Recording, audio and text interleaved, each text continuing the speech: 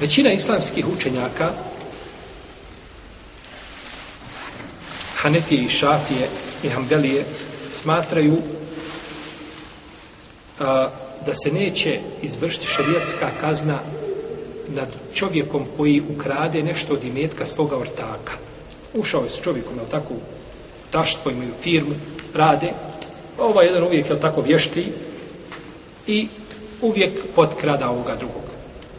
Ukrade, znači, nešto od njegovog imetka i da se tretira krađom. Većina uleme kažu da neće biti nad njim izvršena šerijatska kazna. Zato što onaj što krade, on ima hak u tom imetku. To je zajednički imetak koji dolazi i on ga potkrada. A on ima hak u tome imetku, pa je to šubha zbog koje šta? Neće.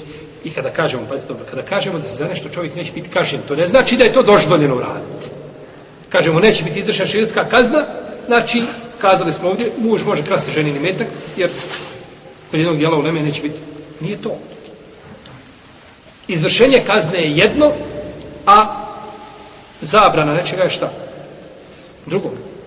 Pa je ovdje samo, znači, negiramo, znači, izvršenje kazne, a nikako, znači, osnovom propisa da je to zabranjeno, definitivno da je to, znači, zabranjeno, i ovo je zabranjeno i u ovoj zabrani ima jedan veći problem.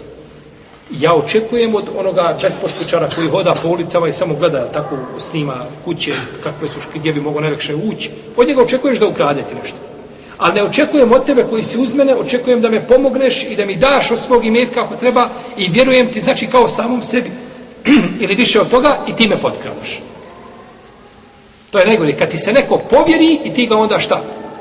Ti ga iskoristiš. Neko ti povjerio tajnu nekakvu i vaš se dvojica zakačili, kaže, sad je vrijeme. Sad je pravi moment da mu se, to je pronevjera, taman da je taj čovjek ne znam ko, osim Allahu dragi da u tome korist nekakva za vjeru.